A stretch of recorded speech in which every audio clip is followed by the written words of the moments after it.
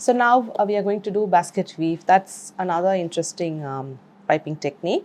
So what you see here is the sample which was piped already for keeping as an example for you to go through.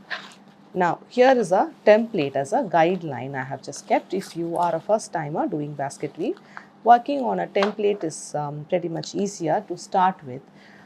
Obviously later when you're going to do it on the cake, maybe you will not have exact grid lines like this, but ideally if for people like beginners, when they're not able to keep up to the line straight, I suggest my students to have your bench scraper, which is nothing but a scraper like this, and on the sides of the cake is what we are going to do the basket weave, right? So hold your scraper straight on the sides of the cake with a turntable on. Just make marking at every regular interval around. So you will have your vertical lines drawn on the sides of the cake like a marking on the frosting that you have already done. Because basket weave is going to take quite a good amount of frosting, you could do a crumb coat on your cake and then do the basket weave on top of the crumb coated cake, and that will save you a lot of frosting around the sides of the cake. Now if you also want the horizontal lines for the cake, you could hold the scraper straight and touch the cake and then keep turning the turntable, and this will mark the line around on the cake, and you could do stages with equal interval. So you're not going to just do slanting piping on the sides of the cake, and using that, or you could also use a toothpick, or you could also use a scale and a toothpick to do your lines. So it's always nice to have a guideline until you have a good practice of you could just pipe the entire basket weave without any guideline.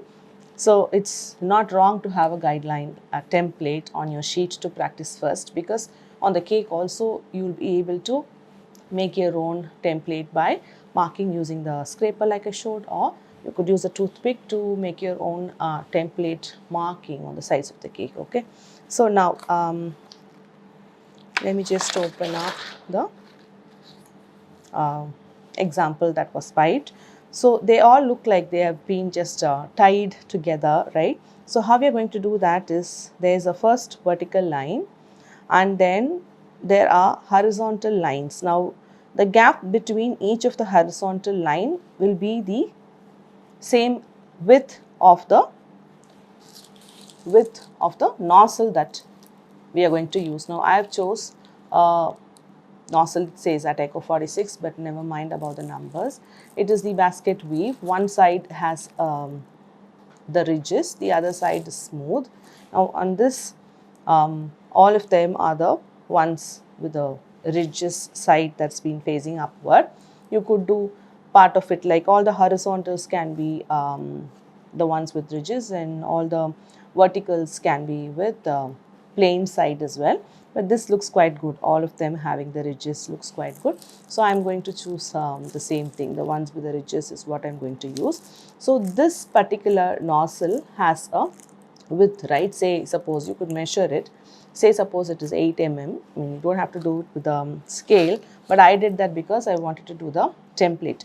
Now if the nozzle, the basket weave nozzle that you're going to use could be like a little bigger, that way if you're not able to follow the template exactly in the gap, the cells exactly, now you could just skip the spacing. But what you need to understand is the gap between each of the horizontal lines is the exact same gap, same width of the nozzle, the basket weave's nozzle itself.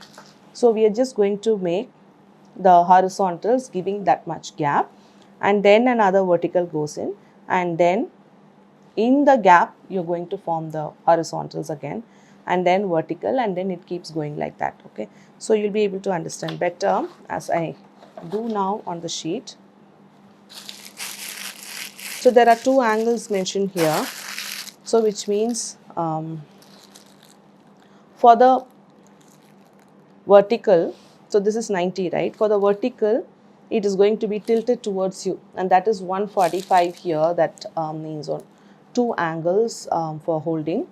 And for horizontal, this is 90.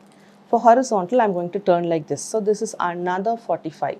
So this will be 145 for the vertical and this will be another 45 for the horizontal. Okay, so I'm just going to start with vertical.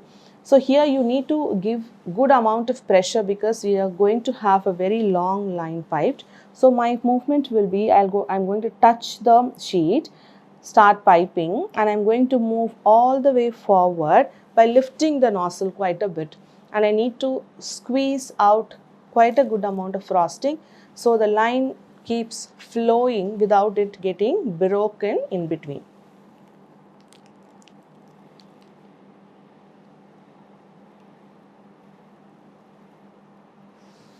So that will be one vertical line, and allowing it to flow like that is when you will have a very clean and a smooth line that will be piped. Now I'm going to start in one of the space, start from left side of the vertical line, giving one cell space, go over. You need to just lift the nozzle again and go over the vertical line, giving one space gap, lift the nozzle and go over.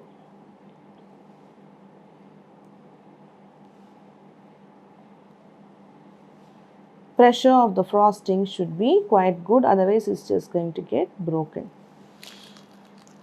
Now I just need to again have one row gap and then start my vertical piping as well. For both the horizontal and the vertical, you need to leave about one gap spacing. And here if you notice, I've just piped the vertical line over the tail ends of all my horizontal lines. So the tail end is just got hidden now, because that is where we will be creating the illusion that they are actually being weaved. So now in between the gap, I'm just going to go in and then do my horizontals. Now here it's very important that you just go in the gap and then lift your nozzle and then go all the way to form your tail. Now if there's excess here in the piping bag like that, and that excess will just go remain there. So it's always good to just clean up your nozzle in case you have excess there, and then just place your nozzle in that gap, start squishing and move immediately over the vertical line and then go all the way up there, leaving one vertical line space gap.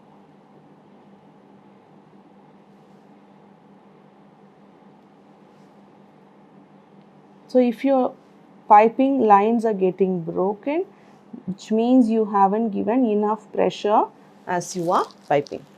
Now I'm just going to go over that and hide the tail.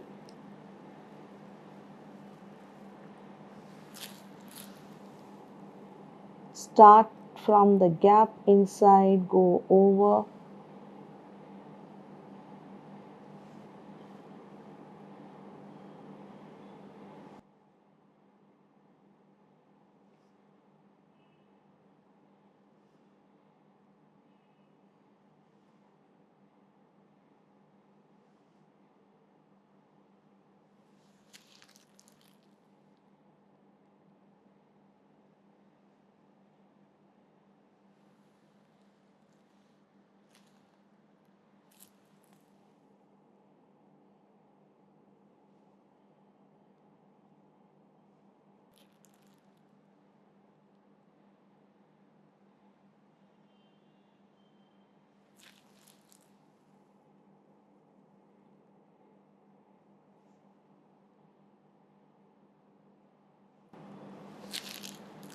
So I'll show you in the last one bit what is something that you need to avoid. So starting from this gap and then starting to squeeze. So place your nozzle in the gap and then start to squeeze. And at the tail end you should stop to squeeze. Now if I just pipe here, go all the way till the tail, and after stopping the tail, if I don't stop, then already there is some amount of frosting that has come out of the piping bag. Now with this, if I'm in a hurry doing the entire thing like really very quickly, then with this, if I'm just going to go there and then again start squishing, and then if I'm just going to come, there will be too much excess that is going to be projecting there in that particular horizontal line that will be piping. Another mistake most commonly that you would do is to go there and right after piping you have to move your hand. If you don't do that, then you will be squishing the frosting there like that, and then if you move, then there will be quite a good amount of frosting that starts hiding the vertical line. So these two are something that you need to keep in mind that you have to avoid. Now keep the nozzle there in place, and then is when you will start squeezing the frosting. And once the tail end has happened and you're scratching the nozzle on the sheet, you need to release the pressure and not keep squeezing in the buttercream. So I'll just do the right one again. Place it in the position, squeeze, lift, go all the way over the vertical line, and then scratch on the other side. Start and then go and scratch on the other side, and then you continue doing the vertical lines. So what you will do, just show me one section like maybe 3-4 vertical lines, and once that gets approved, then you will finish up the entire sheet of making the basket weave. And you could choose to use the plain side or the ones with the ridges. You could also do that with star nozzle. They look like, you know, the bamboo is being weaved together. So all of them look good. You could also use say maybe a leaf nozzle and then do the basket weave. There are all variations that you could try. But on the sheet, if you have your basket weave nozzle, then you do with a basket weave nozzle only. If you do not have, then you could also try it with your maybe regular round nozzles, star nozzles, and then do, like I said, do 4 verticals. After approval, finish the entire sheet, and then after that is approved, then you would have come to the end of the basket weave piping lesson. So catch you on the next one.